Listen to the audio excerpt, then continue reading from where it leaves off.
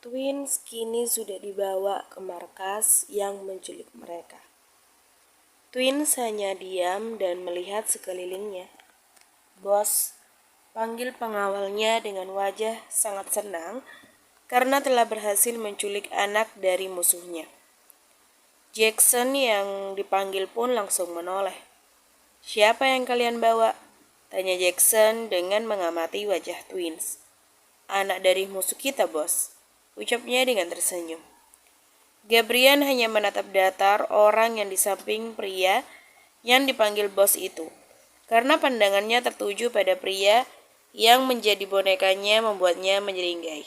"Hahaha, sangat mudah ternyata menangkap mereka," ujarnya dengan suara memenuhi ruangan itu. "Aku ingin mereka disiksa dan kirimkan videonya pada orang itu," perintah Jackson dengan tersenyum penuh kemenangan.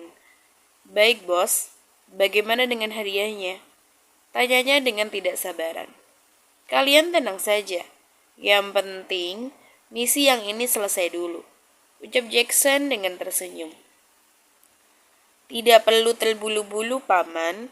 Alangkah baiknya kita menonton dulu," ujar Gabriel dengan tersenyum menyeringai dan memegang tangan adiknya untuk duduk di kursi ruangan itu. "Kau," geram Jackson, "berani sekali ada yang memerintahkannya." "Paman tidak mau menontonnya. Nanti takutnya menyesal," ujar Gabriel dengan santainya. "Hei, paman-paman, kalian tahu kan bagaimana dengan kehebatan Dedi kami? Jadi tidak segampang ini kalian bisa menangkap anaknya. Jika itu bukan sebuah trik untuk melabui paman-paman ini," ucap Gabriel dengan suara lantang, tetapi dengan nada mengejek membuat Gabriel tersenyum. "Kalian," bentak Jackson, kini marahnya memuncak karena ada yang berani mengejeknya. Jackson menatap tajam pada semua pengawalnya dan terfikir di benaknya dengan ucapan Gabriel. "Iya, benar.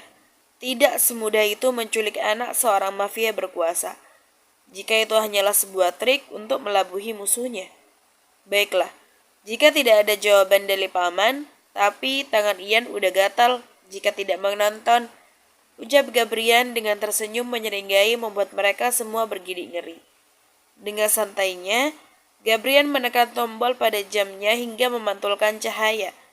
Gabriel mengarahkan pantulan cahaya itu ke dinding, membuat mereka semua membeo tidak percaya dengan tatapan pada cahaya di dinding itu. "Apa yang kau lakukan? Bebaskan mereka!"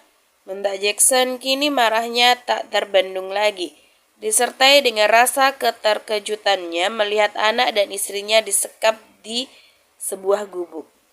"Wow!"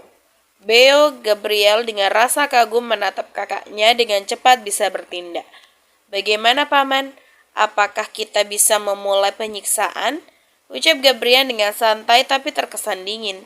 "Lepaskan anak dan istriku!" bentak Jackson dengan berteriak, tapi tidak bisa melakukan apapun.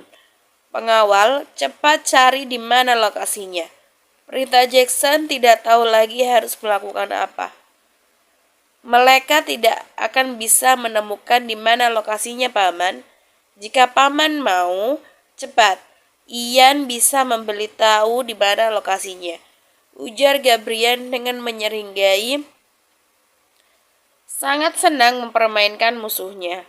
"Katakan, di mana?" tanya Jackson secara tiba-tiba, membuat mereka semua melongo. Baginya tidak ada yang lebih penting selain keluarganya. "Baik," jawab Gabriel dan langsung memberitahu di mana lokasinya. Beberapa pengawal langsung melaju ke tempat itu, dengan mata Jackson tetap pada pantulan cahaya di depannya. "Kak," panggil Gabriel heran dengan pikiran kakaknya yang malah memberitahu di mana lokasinya. "Tenang aja," ucap Gabriel tersenyum pada adiknya, benar-benar membuat Gabriel kebingungan. "Paman pikir mereka akan berhasil menyelamatkan orang yang ada di dalam itu," ucap Gabriel dengan tersenyum mengejek. "Apa yang kau rencanakan, bocah kecil?" geram Jackson dengan ingin melayangkan tangannya untuk memukul Twins. "Jangan bertindak gegabah, Paman. Bisa-bisa gala-gala paman mereka akan mati. Ucap Gabriel dengan dingin, tidak seperti tadi, yang masih ada senyum di raut wajahnya. Apa yang kau katakan? Tanyanya balik dengan menahan kemarahannya. Saya akan meledakkan tempat itu beserta dengan orang-orang di dalamnya. Ucap Gabriel dingin membuat pengawal Jackson takut melihat bocah yang ini. Hahaha, lihatlah, pengawalku sudah sampai di tempat itu. Tawa Jackson dengan tersenyum senang melihat pengawal terlihat pada pantulan cahaya itu. Melihat itu membuat Gabriel menyeringai. Dan seketika mata semua orang menatap tidak percaya melihat apa yang terjadi pada pengawal itu. Hanya menginjakkan kaki di depan pintu membuat mereka tersengat listrik dan langsung mati di tempat. Ah! Teriak Jackson mulai menggila. Melihat semua pengawal tewas seketika karena sengatan listrik itu. Sekarang Ian mau mendengar pesan terakhir dari paman pada anak dan istri paman. Ujar Gabriel santai dengan duduk kaki bersila ke atas. Melihat semua itu membuat pengawal Jackson menahan gemetar pada bocah yang mereka culik tadi. Tolong jangan bunuh mereka, isa Jackson dengan air mata yang mengalir.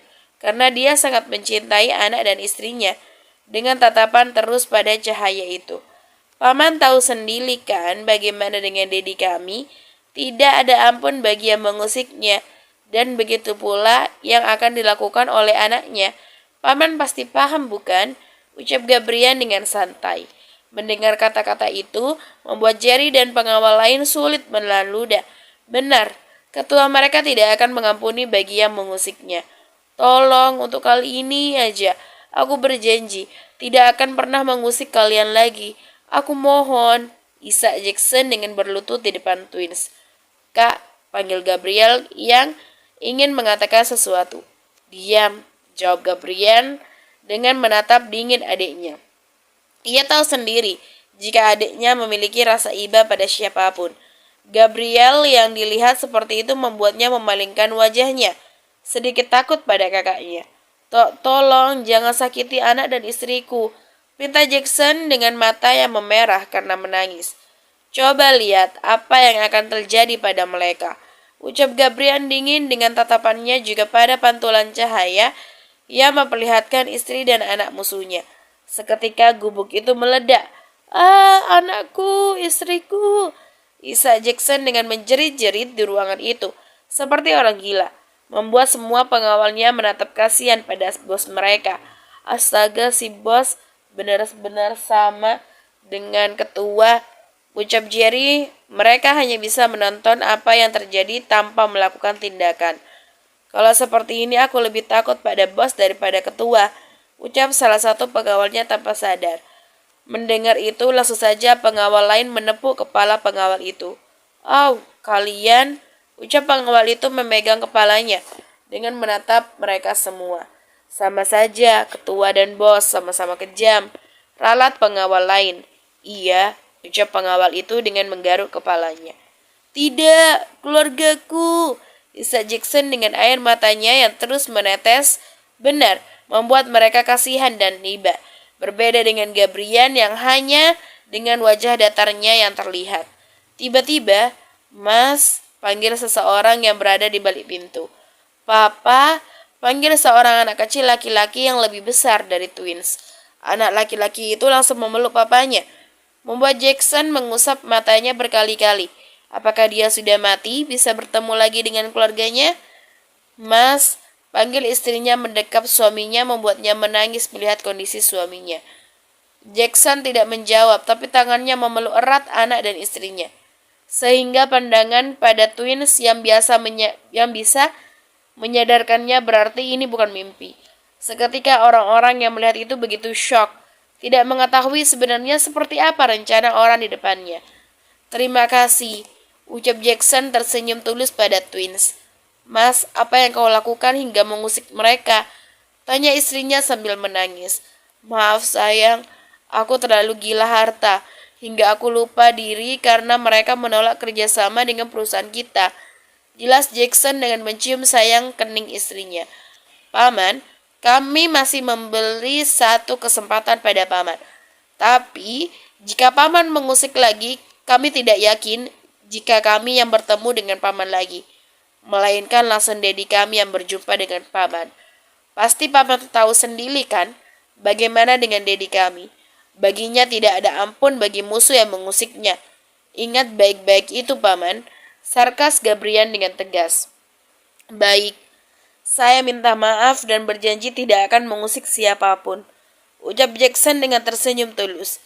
Ia sangat senang bisa bersama dengan anak dan istrinya yang paling dia cintai.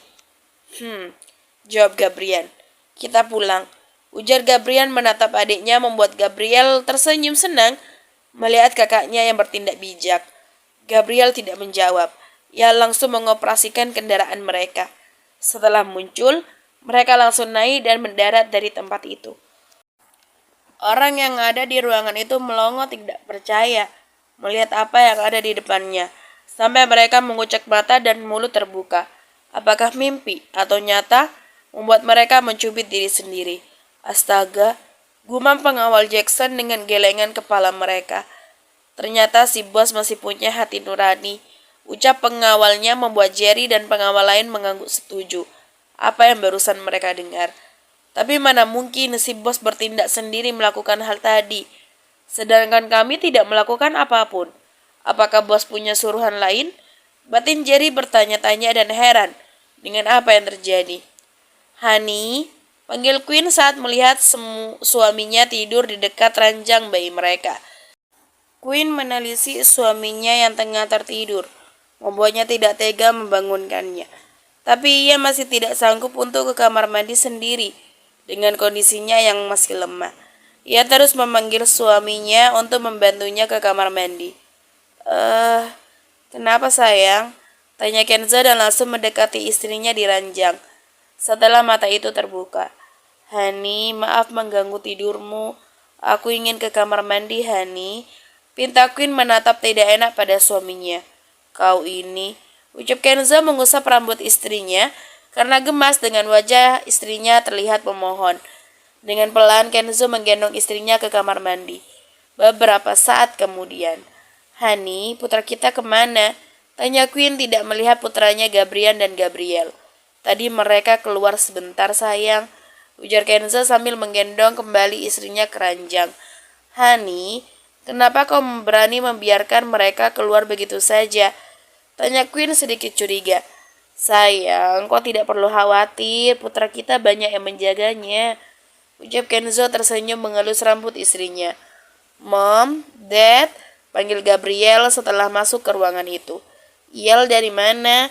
Tanya Queen dengan cepat. Dari taman rumah sakit ini, Mam, ucap Gabriel dengan tersenyum imut.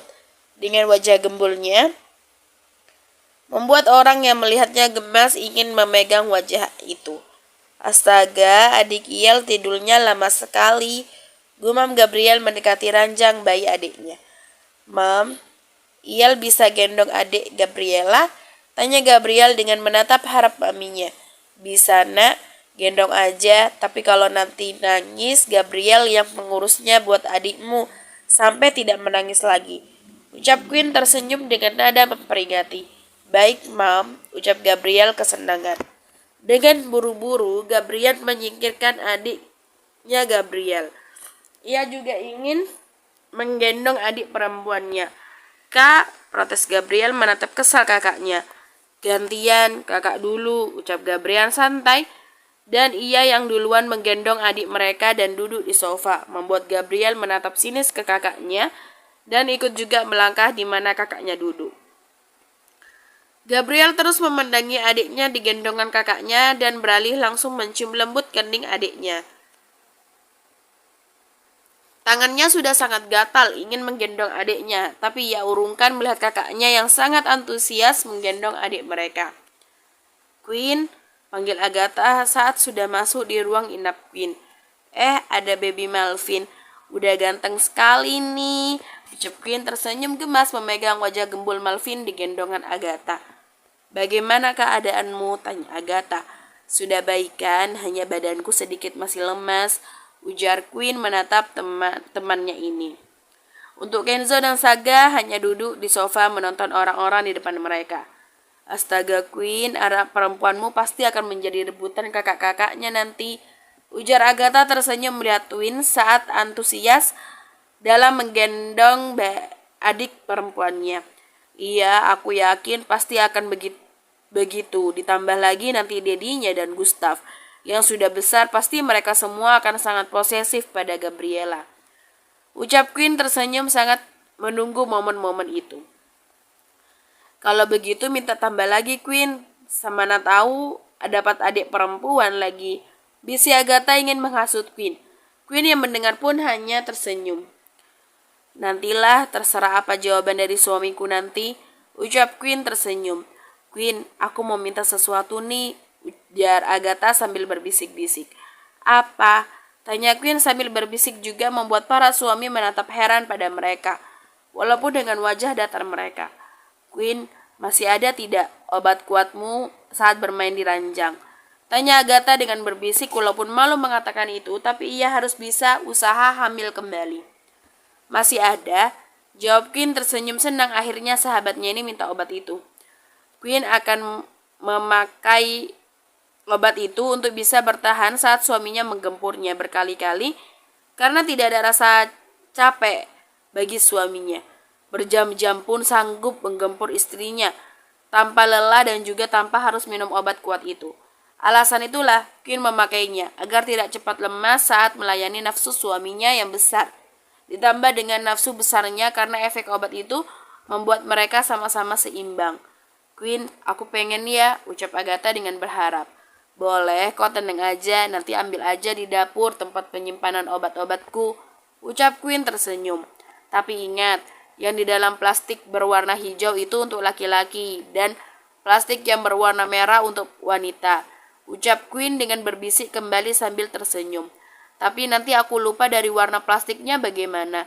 Tanya Agatha sedikit takut jika itu tertukar.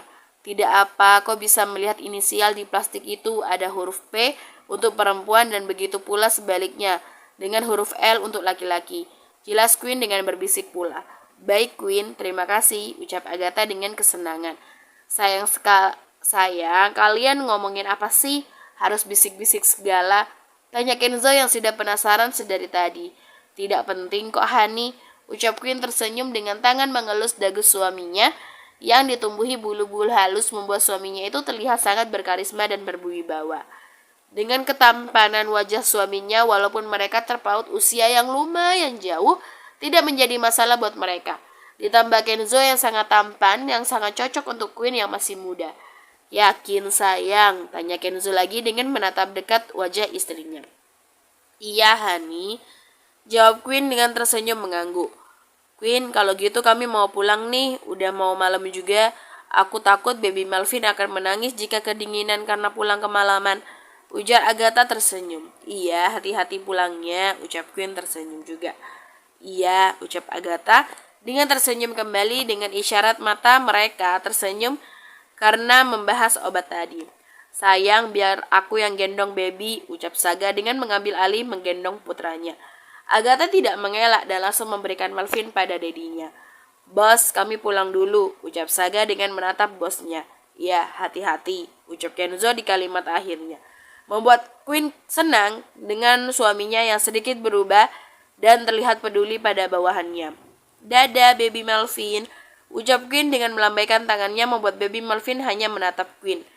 Bilang iya auntie, cepat sehat ya, ucap Agatha tersenyum dengan mengusap lembut kepala putranya. Akhirnya mereka pun keluar dari ruangan itu. Di dalam perjalanan, Agatha sudah sangat tidak sabaran menjalankan misinya. Semoga suaminya lupa dan tidak membuang maninya saat mereka bercinta nanti malam. Sampailah di mansion. Agatha terus menggendong putranya agar cepat tidur dan tidak rewel saat tidur. Walaupun tidak rewel seperti balita lainnya, biasanya baby Melvin disuruh tidur tapi matanya masih terbuka saat diletakkan di ranjang bayi tanpa menangis atau berceloteh lainnya. Hanya mata yang terbuka memandangi mami dan dedinya yang menyuruhnya untuk tidur. Tumben cepat memejamkan mata, gumam Agatha melihat putranya yang tidak biasanya cepat tidur. Kalau gini bisa cepat menjalankan misiku nih, batin Agatha tidak sabaran. Dengan cepat Agatha langsung ke dapur mengambil ramuan obat itu. Ia terus mencarinya hingga ketemu dan Agatha mengambil plastik warna hijau untuk obat kuat laki-laki, membuatnya menyunggingkan senyumnya. Dengan cepat Agatha mengambil air putih di gelas dan membawanya ke kamar mandi di dapur. Ia sangat tahu dimanapun ada CCTV selain di kamar mandi.